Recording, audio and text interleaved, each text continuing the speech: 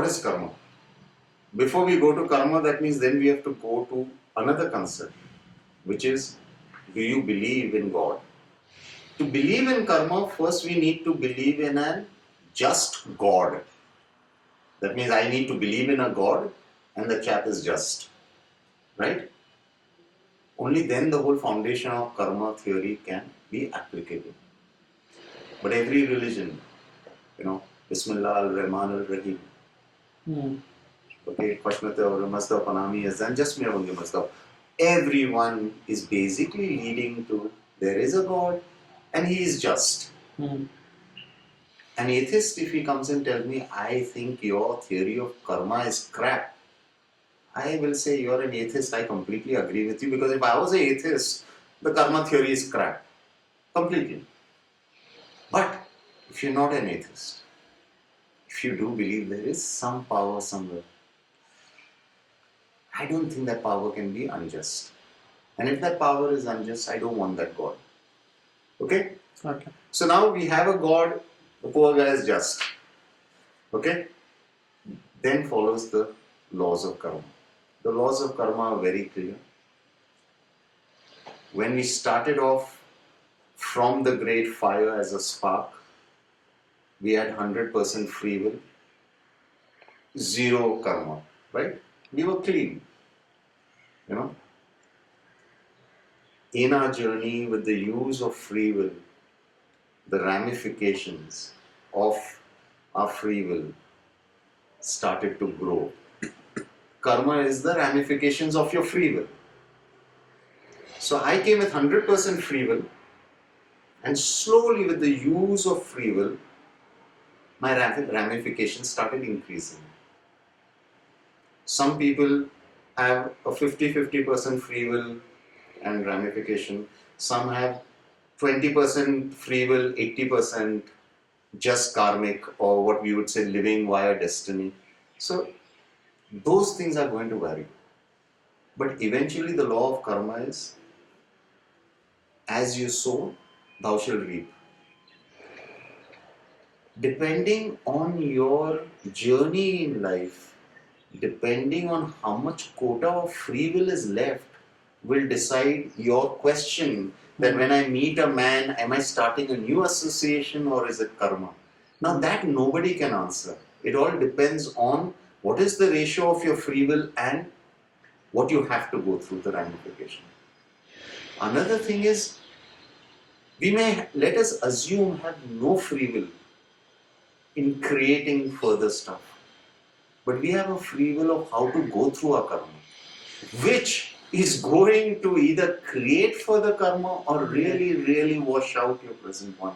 So eventually it is free will. We've started this whole illusionary cosmic mess with the use of our free will. We are going through our own shit because of that ramification of the free will. Now at least wake up and understand, let me use this. I'm going to get a thrashing, let me go through that calmly. That is why Baba keeps saying that the only prayer worth praying is, give me the strength and wisdom to go through whatever is in store for me calmly, gracefully, with a lot of sense of humor. That is why our elders would bless us, Hasto Keltore. Why? Because they knew, beyond that there is nothing. Because they know karma is not going to change, destiny is not going to change. At least go through it with a smile. So I had a question on karma. What cause and effect are we talking about? From whose perspective? Are we talking about a human society cause and effect? What are the actual laws of karma? Because who's saying that this is right and wrong? According to me, we are saying if I have robbed 20 rupees from your wallet just now, society is saying that, oh, I'm a thief. Let me put it this way. According to the sages, according to the masters, this whole tamasha that is going on, is because we have moved away from the great spirit and have started attaching ourselves to other senses. So from the spirit, I am not the body. I've started living a life that hell to you, I'm only the body. Right? The only way the reunion can take place is when I start dropping everything that is attached to the senses. Okay. Okay? As slowly I start dropping my attachment and my involvement with the senses, my spirit body starts getting back its lost power, and slowly I can take the journey back home. Right? If I say I am the body, I am moving further into the Maya, the illusionary web. But if I say I am not this body, I come from that great spirit, I am the spark of that great spirit, the DNA in that great spirit throbs within me, and he, she, and I are actually one. We will yet be on earth, we will yet be involved with family and job and all the stuff going on, but we will be operating from the spirit. So our attachments will start slowly weaning off, right? What was applicable 200 years ago, which was a norm 200 years ago, is considered to be a sin now. Correct. Earlier, 150 years ago, two guys had a problem, they would say, come out. And they would try and shoot each other's head off, right? Yeah.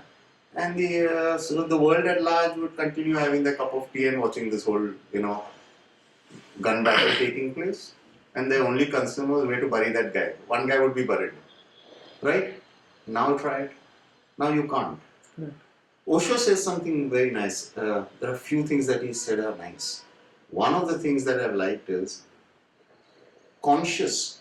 When you say human conscious is what the society has either approved or disapproved at that given point of time, becomes a human conscious of that given point of time. So I don't think the whole law of karmas come into all this. This is society. A Jain will not eat a potato and an onion. Right? Correct. If he sees someone eating it, he will say, that's wrong.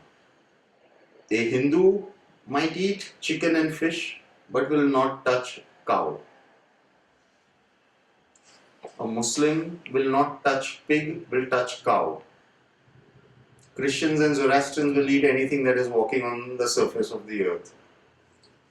So are you trying to tell me there is a Jain heaven, a non-vegetarian heaven, but cow not included?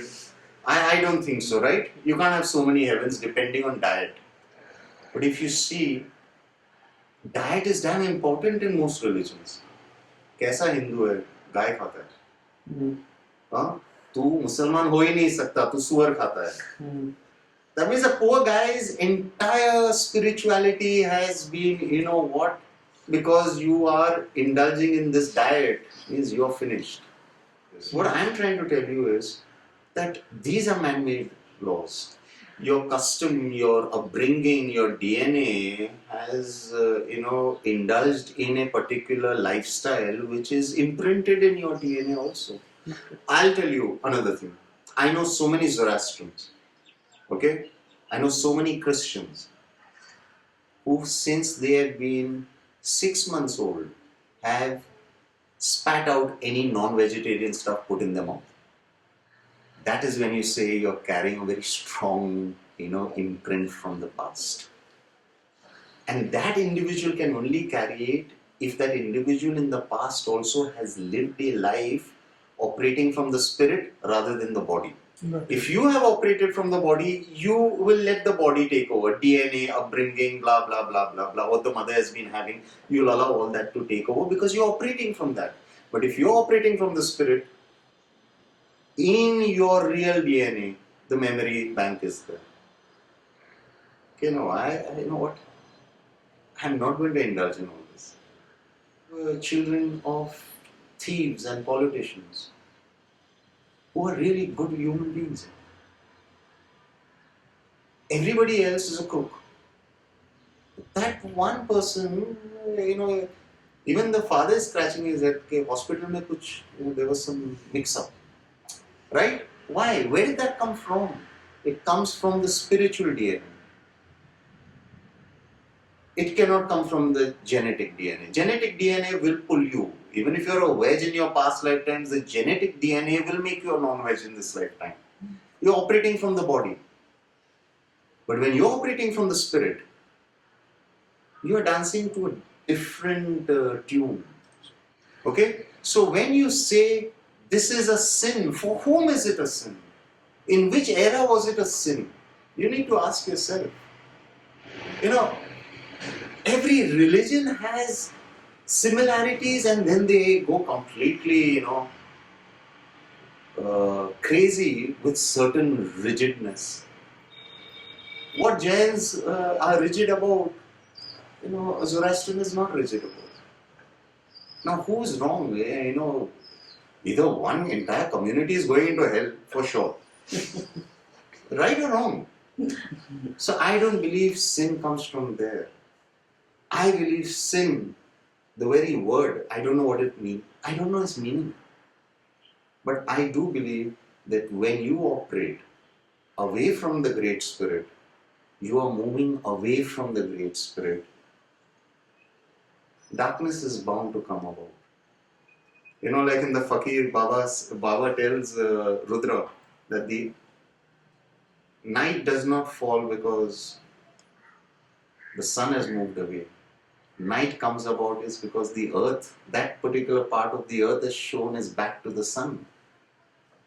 So when you show your back to that great fire, you're going to dwell in darkness. I don't know whether it is sin or not. It is just you are prolonging the final merger. And I think that is where the greatest sin is. Zarathustra says the greatest sin is ignorance. Okay? Now I'm sure he didn't mean that each one of us had to know Pythagoras' theorem. I don't think he was talking about that ignorance. He was talking only about this ignorance. Where are you operating from? Are you operating from the body or are you operating from the spirit?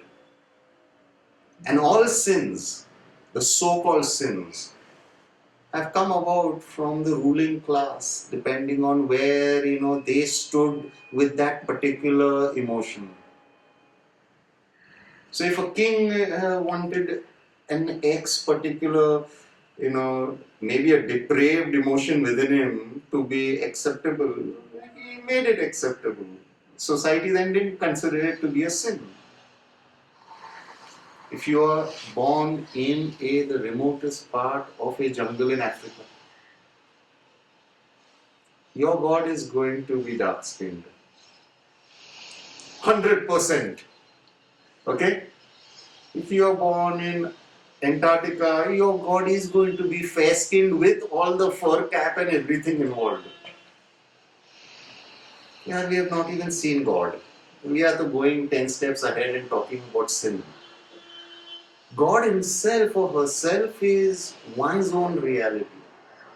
So I think if God itself is so personal to an individual, just imagine how personal heaven and hell will be. As Baba keeps saying, heaven and hell is a state of mind. I can have everything in the world, but you know what? If there's some shit going on in my head, I'm in a state of hell. I have been in my life at certain junctions where I actually was getting a walloping of my life. But for some reason, because I was centered, those days didn't seem that bad. So, heaven and hell, right and wrong, I think we are all each one of our own reality. I don't think any book can, subscribe 100 wrongs that, brother, you're going to hell. I don't think that can happen. Okay, Jai Baba.